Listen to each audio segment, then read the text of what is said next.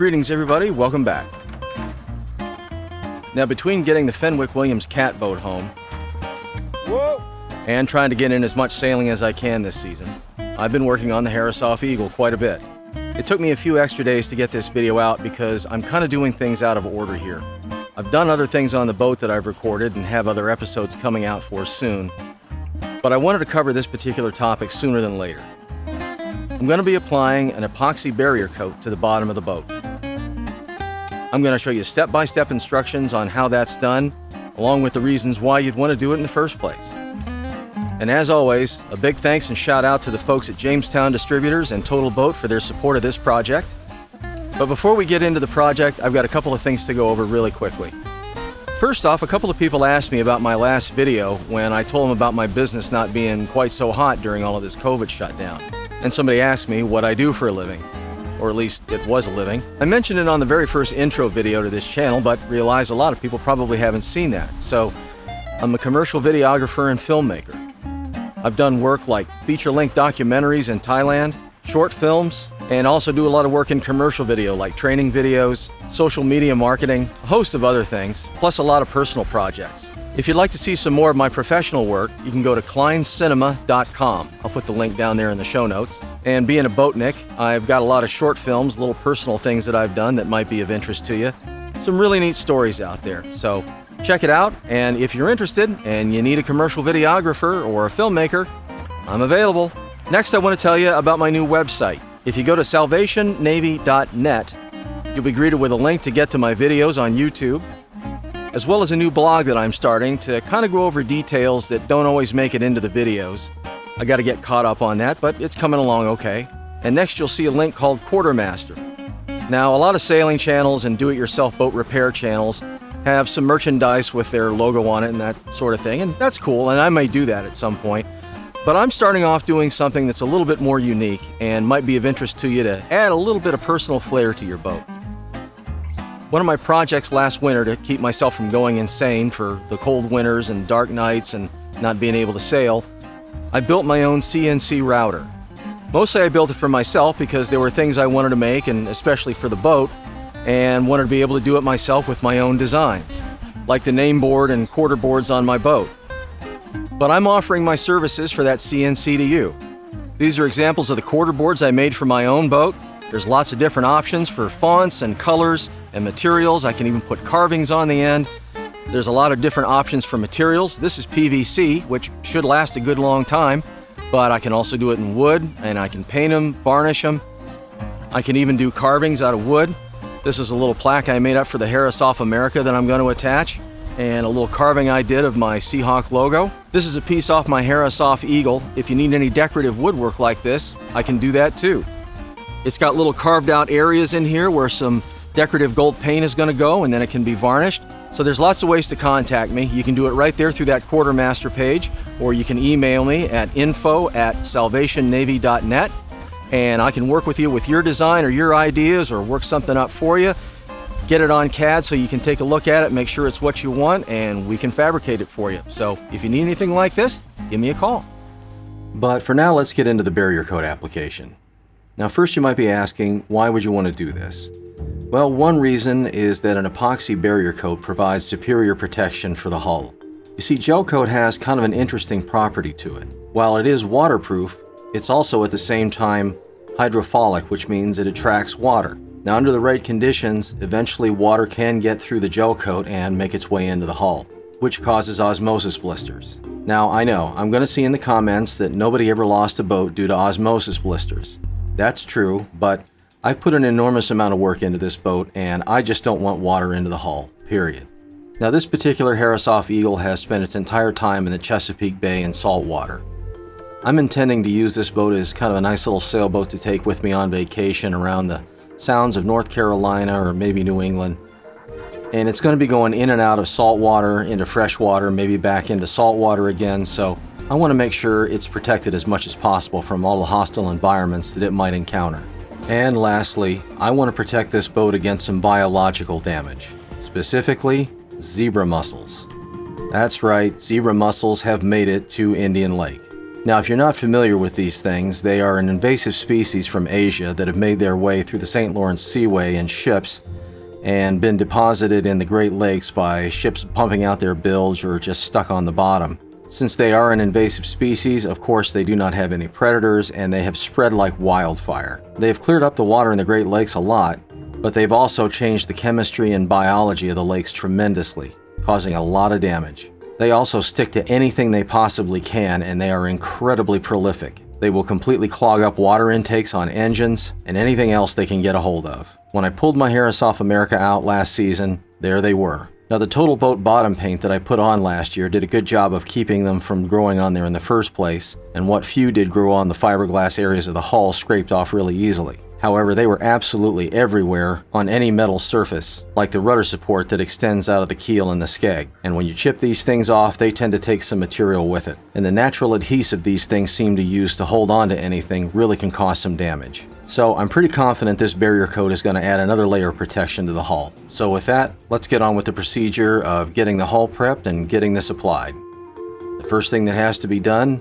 all of the old bottom paint has to be taken off. All of it. Well, there's no getting around it. Time to just get to it. Got to sand the old anti-fouling off. Starting off with a random orbital sander, I used some 40 grit sandpaper, and as you can see, it seems to be coming off okay. There were other spots that were a lot more difficult. But as you can see as well, this sander is throwing off an enormous amount of dust, and this anti-fouling paint and the gel coat and everything is not something you want to breathe in.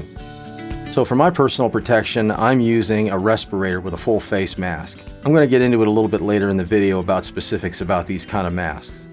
But continuing on, I found there were some spots where the sandpaper was just taking an enormous amount of time to make any kind of a dent in this. So I tried a scraper, and it turns out it worked a lot better in some of those stubborn places than sandpaper did.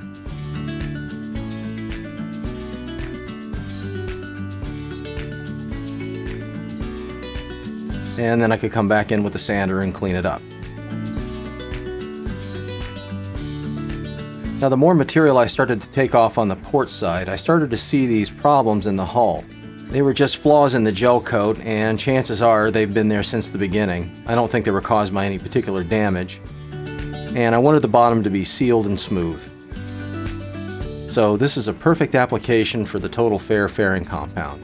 The first thing to do though is to prepare the surface. I used some of the Totalboat dewaxing and surface prep and cleaned it off multiple times to make sure it was as clean as I could get it.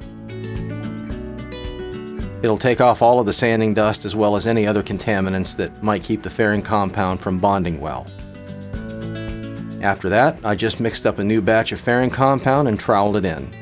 Now, I found the best way to make sure you get little defects like this filled in well is to apply the fairing compound from different directions.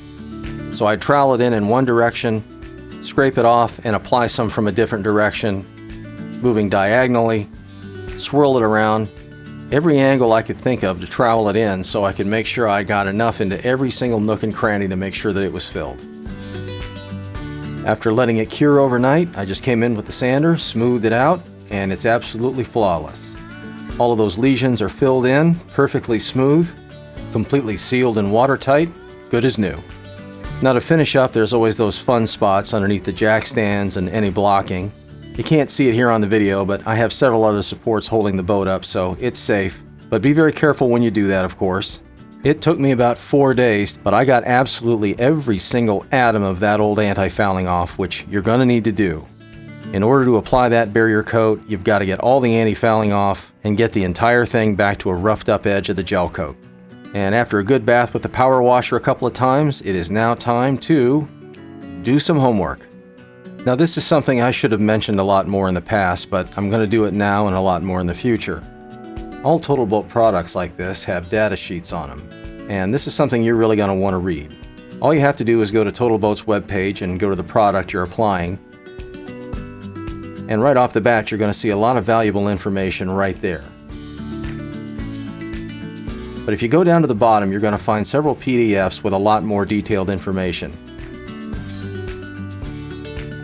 It'll show you how to do applications on various materials, surface prep, safety, which is a big one, everything from proper temperatures and humidity to curing times based on temperature, and all of the proper procedures you have to go through for mixing, application, and even product disposal. There are even other PDFs on that same website for other safety issues. What kind of respirator to wear, which is very important. And make no mistake, you do need to wear a respirator when applying this product. A little more on that in a minute.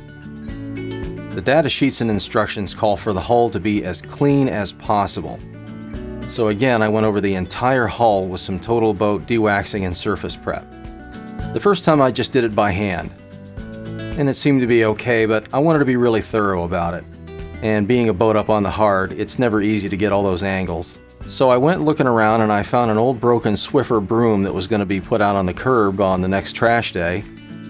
Turns out, put a piece of styrofoam on it and some heavy-duty paper towels, wet it down with the surface prep, and it made a lot more efficient way to get the hull cleaned off. I then came back and by hand went along the keel again just to be sure to get all the corners, as well as any place my makeshift broom didn't get.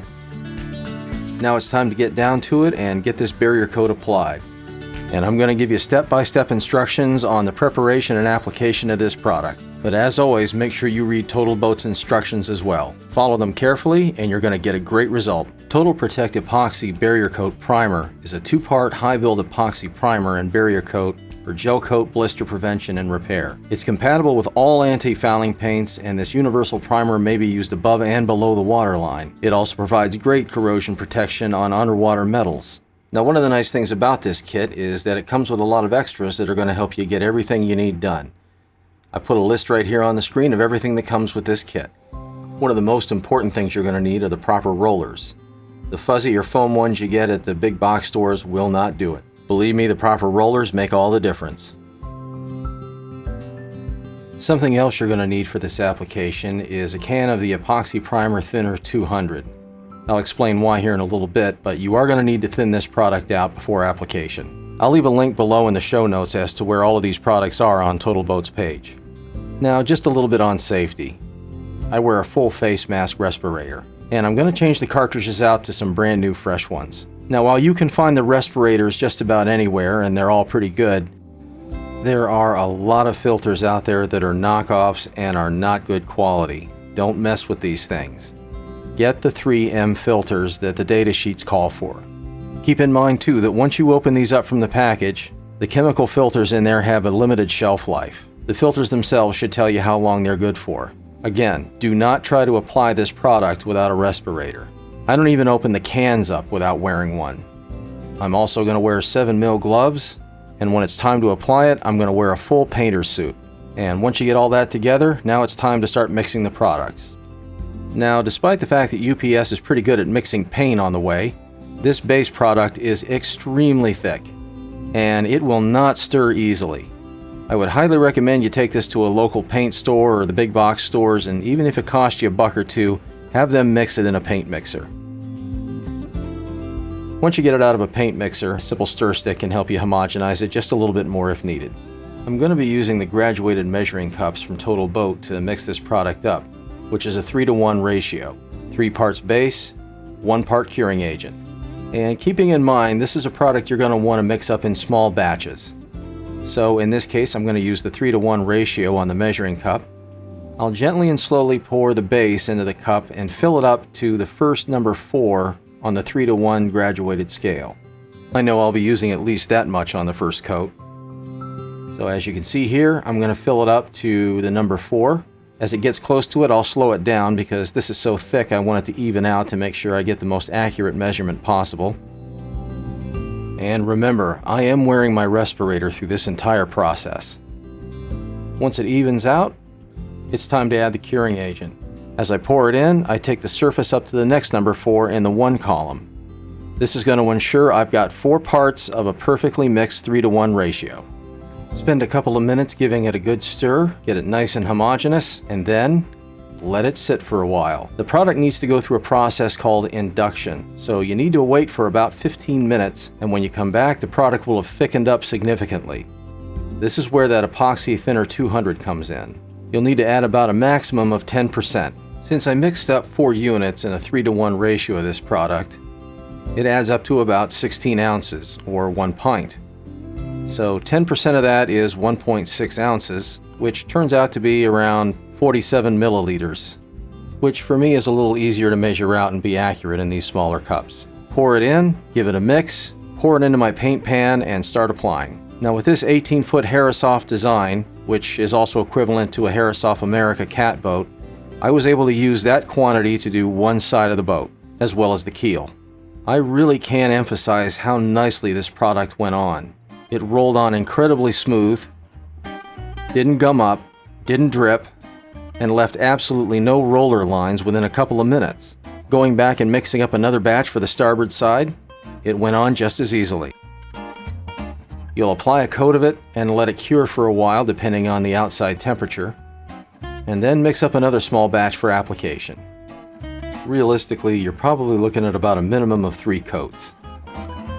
But really it's more important to ensure that you have approximately 8 to 12 mils of dry film thickness rather than focus on a certain number of coats. It's the thickness that you want, not the number of applications. I was able to put 4 coats on this Harasoft Eagle with the 1-gallon kit I got from Totalboat. And honestly, the bottom looks brand new like it just came out of the factory. This is definitely a big improvement for this boat. Keep it from getting osmosis blisters, it's going to prevent water incursions, it'll protect it from the various environments I hope to put it in, like fresh water, then into salt water, then back to fresh water, and I think it's going to provide another layer of protection against the biologicals, like the zebra mussels I'm having to deal with. So at this point, just check out the instructions or the data sheet for when to apply the bottom paint and you're ready to go. In the next episode, I'm going to be taking care of some of the bright work and woodwork and getting that all ready for preparation for varnishing. I'm going to be using Totalboat's marine wood finish, and I'll show you how to apply that, as well as the first coat of primer on the deck and the hull, and a little more. And as always, thanks to all my patrons for helping me out to keep this channel going. If you'd like to become a patron yourself, the link is down there in the show notes. That's about it for this one. I'll be back as soon as I can with another episode.